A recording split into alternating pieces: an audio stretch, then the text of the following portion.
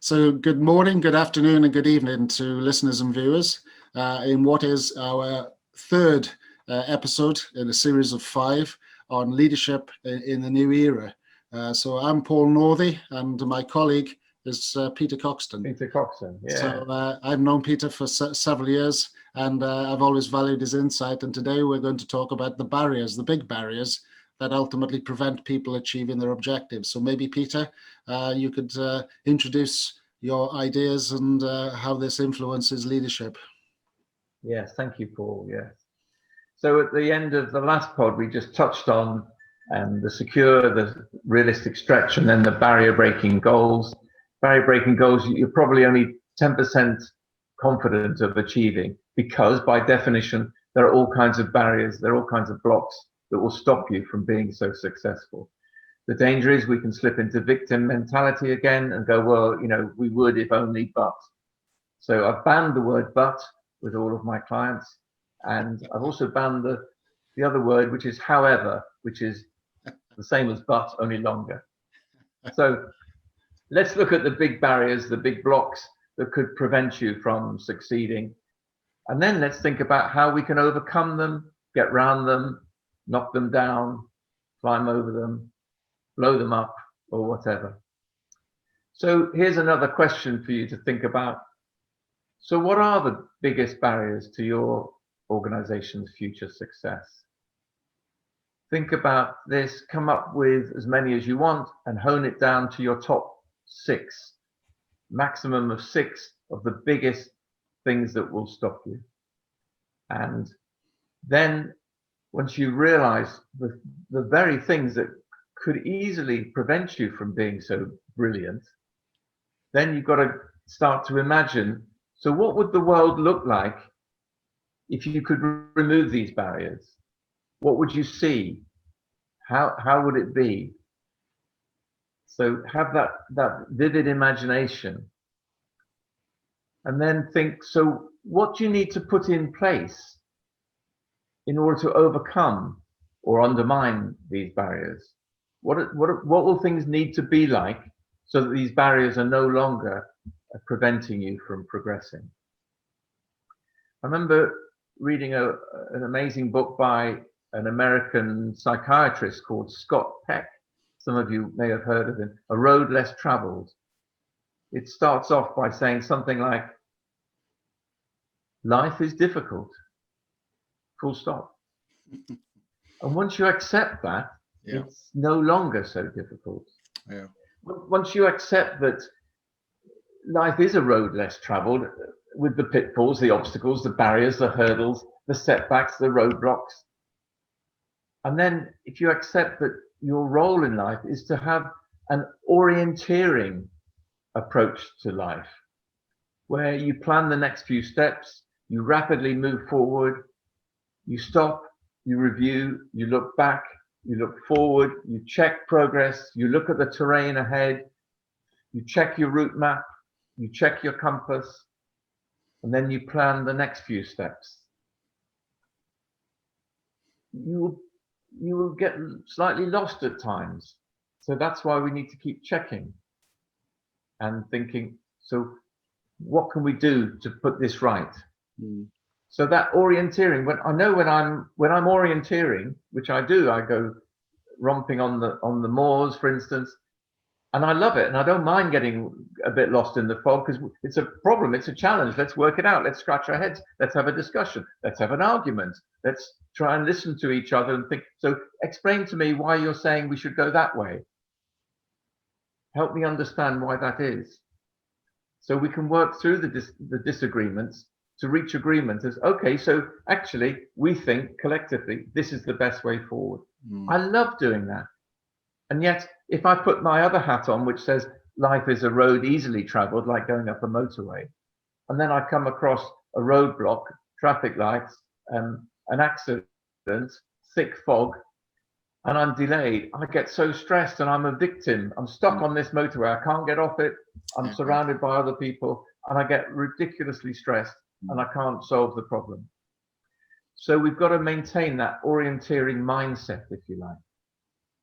So in other words, recognize that your role in life in general, but as a leader of your organization in particular here, is to face problems and obstacles and to overcome them.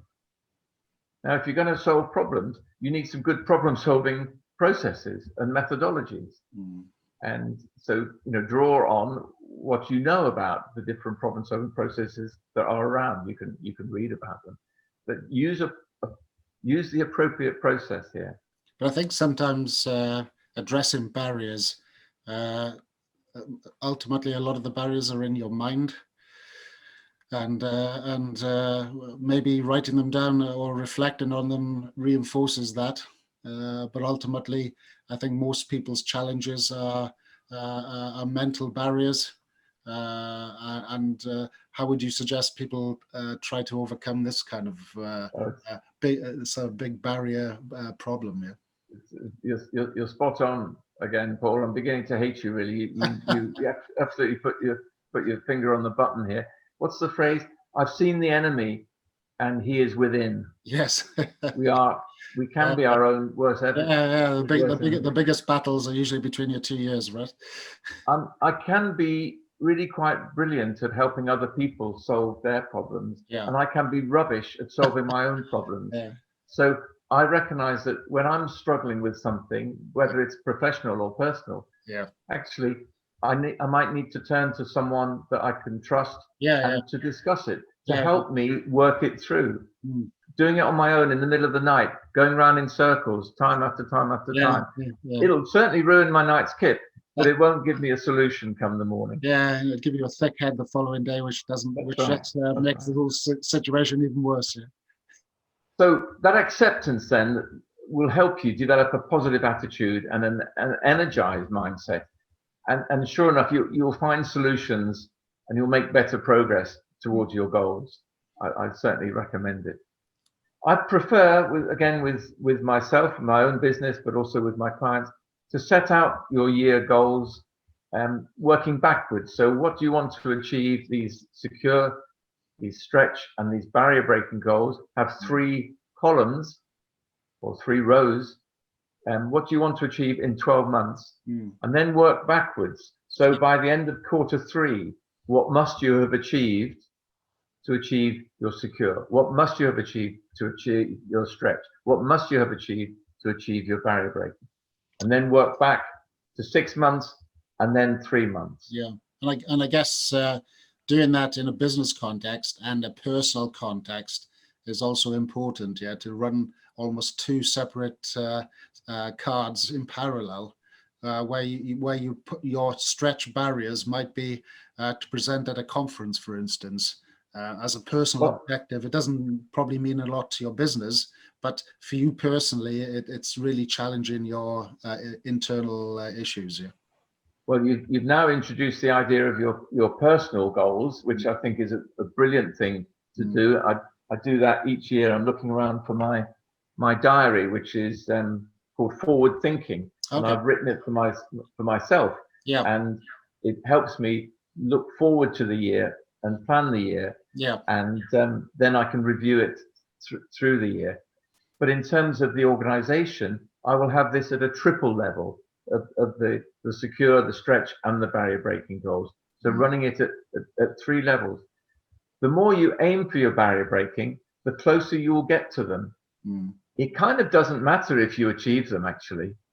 Supposing you only achieved 80% of your barrier breaking goals. Well, that's way more than your secure goals, and it's actually more than your stretch goals even. Yes, yeah. So aiming high, you're likely to get further. So once you've done that, you work that through at a triple level, working it back to the 3 months. Then you can begin to develop your action plan for the next 3 months. 3 months is enough. Remember that orienteering approach. Yeah. 3 months are enough, and you'll review that monthly and indeed weekly, but set goals for the next 3 months. Now, once you've agreed what you're aiming for and what might stop you, and you've thought through how to get over those barriers, then you've got to start to decide, so as we're getting this action plan, who exactly is doing what? Who's responsible for doing what, and by when? So let's get some due dates written in. Don't impose them again, please. Ask someone, by when do you think you would be able to achieve that thing that we've agreed is your responsibility? Mm. And do you have a sense of how to do it? Mm. I think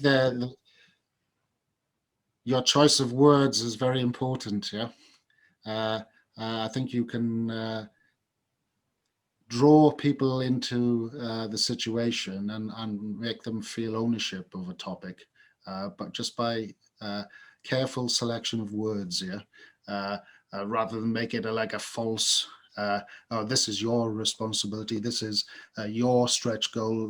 Now, can you make it or can't you make it? That is an instant kind of turn off, yeah, and doesn't really, I think, buy in anything, yeah. But that kind of, let's say, more collaborative talk, collaborative words is very supportive in what is clearly stretch goals which you'd like somebody to achieve, or you would like to achieve, and that knowing that support mechanism is there is very important. Yeah, that failure shouldn't be ultimately feared. It's just the attempt is more important, and a non-attempt is the worst thing of all. Yeah, is to not do is not to do anything. Yeah, because that's the only guarantee of failure, is to do nothing. Yeah. So yes, you're right, and so the careful selection of words is important, but it's even more important that they come from the right place, that actually you do want them to own this. Yep. Even though the trouble is, when I have ideas, I think my ideas are the best, and therefore your ideas, Paul, can't be as good as mine. But actually, if I recognize that we need to run through this together, and we all need to own this, and we need to work it through till then. Okay. With the changes that we're bringing in at the moment, there may well be new roles that are required, different responsibilities where appropriate. So let's get clarity on who's taking on what and how that's changing. Great. And because of the change in working situations, some organizations are accelerating a new what's called a distributed form of leadership, with an increase in empowerment, an increase in the required trust in people to take on additional responsibilities. And many staff and many small teams are being encouraged to manage themselves. That sense of self-managing teams is accelerating again through circumstance. Yeah. So lots of leaders who were actually a little bit averse to some of that. Oh, that sounds a bit worrying. Some of them have been forced to do it and actually are beginning to think, wow, this is working. Trust, empowerment, self-management all have the potential for adding value and for speeding up actions and for reducing costs and for overcoming the barriers.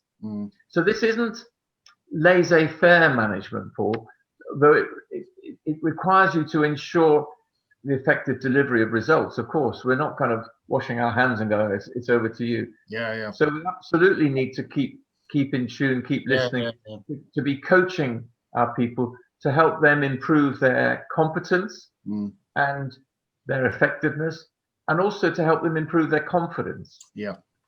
So you coach them to help them be confident that they've got the resources they need, the time they need. They're competent enough to do the job, and they're confident enough to have a good go at it. And then you can begin to hold them accountable in a way that demonstrates what I call a just approach. It's being soft on the person and tough on the issue. Yeah. Okay. So I think that's a great point where we can end today's session, because I think the next session is which is session 4 in our series of 5, which is about staying close to your heart. So this is maybe we'll follow on from your words and give us further insight about how you ultimately make decisions, how you behave, how you act, how you lead. Ultimately, it has to come from the heart. So I'm looking forward to having that discussion and hearing what you say, Peter. Absolutely. It's what one of my global clients is now calling empathy and edge. Okay, yeah, that's a good phrase.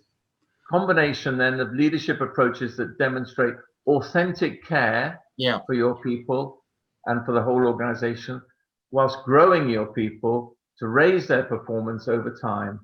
And that's where we'll get into that. Yeah, that's a great phrase. I might utilize that myself. at some stage. So thank you again, Peter, and look forward to speaking to you soon. Speak soon, yeah. Bye-bye.